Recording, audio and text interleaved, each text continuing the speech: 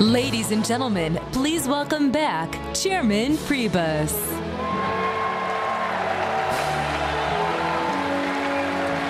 Thank you.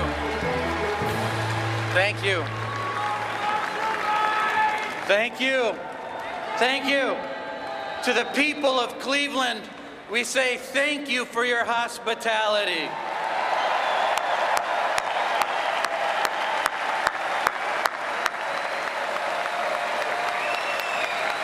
And to my wife, Sally, and my son, Jack, and daughter, Grace, I love you. Thank you for everything you do for me. I stand before this convention tonight as the chairman of a party that is carrying the torch of liberty. We are the party of the open door. To some people and some presidents, America is just another country. To Republicans, America is the greatest nation on earth. We don't apologize for America. We celebrate America. At every level, Republicans stand for aspiration and achievement. We stand for peace and prosperity. We stand for freedom and fairness. These values have inspired people the world over ever since we won our freedom 2 centuries ago. These values fueled the sacrifices for freedom at Gettysburg and Normandy and Fallujah. These values spurred the fight for equality in Birmingham and Selma. It is clear the Republican Party is the only party willing to fight for these values and lead America to greatness in the 21st century. You see, the dirty little secret Democrats don't want you to know is that they're the same party doing the same old thing. Next week, they're going to trot out the same old Democrats with the same old message, running the same old candidate. We are the party of new ideas in a changing and faster world than ever before. Democrats depend on superdelegates and bureaucrats to sneak their agenda through the back door. We are the party of the grassroots. We honor what the voters say. Democrats want to put labor union bosses in charge of our schools, limit our choices, and feed our kids a steady diet of the left-wing propaganda. We know every child matters, and the classroom is not an assembly line. It's time to give power back to parents, embrace school choice, equip our children with the skills they need for college, career, and life. Democrats want health care choices in the hands of politicians. We want health care choices in the hands of patients. Democrats want Washington to impose a one-size-fits-all policy on everybody. We say an independent people deserves individual solutions. What separates Republicans from Democrats is our belief in better. We believe in better schools, a better healthcare system, a better economy which rewards hard work no matter where or when you punch the clock. And most of all, we believe in a better chance at the American dream for everyone. The Republican Party will not stop until that becomes a reality. And that's why we need to stop Hillary Clinton. A Clinton presidency only means more debt, more Obamacare, and more hardworking families never seeing a raise.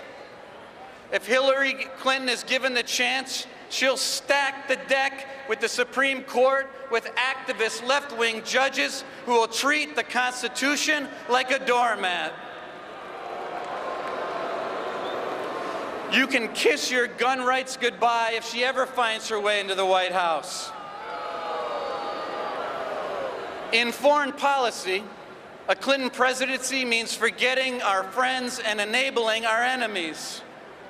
Just look just look at her disastrous Iran nuclear deal, which lined the pockets of the world's #1 state sponsor of terrorism with your money, while abandoning our greatest ally in the Middle East, the nation of Israel. It was on her watch ISIS began to spread its wings of evil over the Middle East.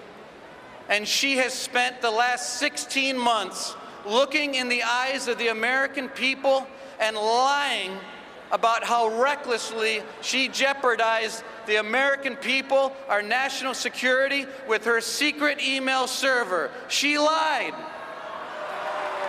And she lied over and over and over and over.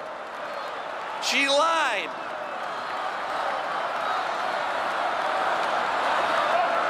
She lied.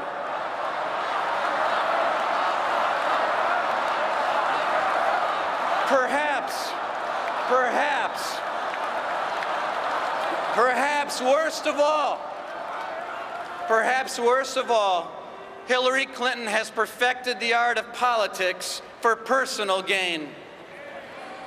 She reads ethics rules as carefully as Americans read their junk mail.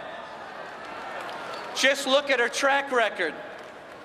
She used her post as Secretary of State to grease the wheels for Democrat lobbyists, special interests, and political insiders connected to the corrupt Clinton machine. Her family foundation took millions of dollars in donations from countries notorious for human rights abuses and funneling money to radical Islamic terrorists. For Hillary Clinton, the Oval Office is just another cash cow. Well, I have one word for all of this hypocrisy and corruption: enough. Americans have had enough of a government that plays favorites to the well-connected. They've had enough of the Clintons' excuses, cronyism, and cover-ups. They've had enough of the corrupt deals. Americans have had enough.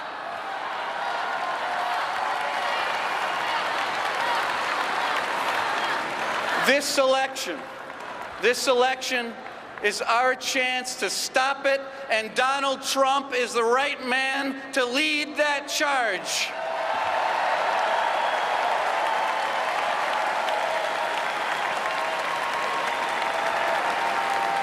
You all know he's brought millions of new voters in our party because he's listening to Americans who are anxious about a country which has lost its way. Donald Trump wants to bring jobs back from overseas and hold companies who want to send them abroad accountable.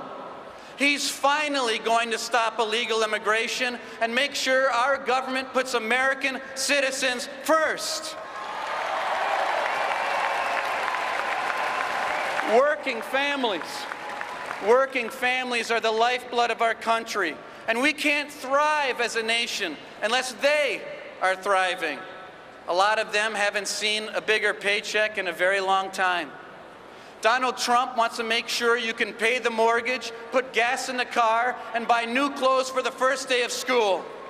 Donald Trump is committed to hitting terrorists hard and making the safety of every man, woman, and child in America his #1 priority.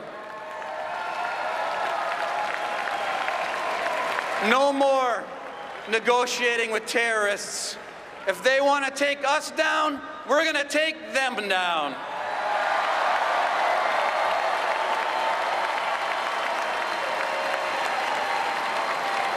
And he will protect the Second Amendment and every other right guaranteed in the Constitution by approving and appointing conservative justices to the Supreme Court. And importantly, he's going to protect the lives of the unborn. So I have a message to America. Hold on. Help is coming. With Donald Trump and Mike Pence, America's ready for a comeback after almost a decade of Clinton-Obama failures. I want to close by telling you a little-known story of American greatness. William Knutson was a Danish immigrant who started out working in a shipyard and living in a boarding house. He knew America promised limitless opportunity and was determined to make the most of it. He developed his talents for industrial engineering and worked his way up at General Motors. By 1937, he'd become the president of the company. In 1940, the government asked him to get America's factories on a wartime footing. Instead of cars and trucks, America's great manufacturers were now proudly making tanks and planes. For this enormous responsibility, Knutson was paid $1 per year. He didn't do it for the money. He was motivated by a duty to keep America free from tyranny. He set aside the job of leading one of the largest companies in America so he could help save the world. At the end of the war, a War Department official told him, "You have never done anything for yourself, only for your country. You have never spared yourself." Like William Knutson, we cannot spare ourselves either. Economic freedom, belief in the American dream, a strong defense, putting country first, those values are under assault from Hillary Clinton and the rest of the Democrat Party. Life, liberty, and the pursuit of happiness is not just a tagline for a bumper sticker. It is our American legacy, and it is our responsibility to save it and strengthen it for our children and grandchildren. Listen, God didn't put us here, He didn't put us here by accident. This is our moment to set a new course for an America as strong and confident as we've ever been. Let's stand united as Republicans. Let's stop Hillary Clinton. Let's get to work, expand our Republican majorities, and let's elect Donald Trump president. Thank you, and God bless you. Thank you.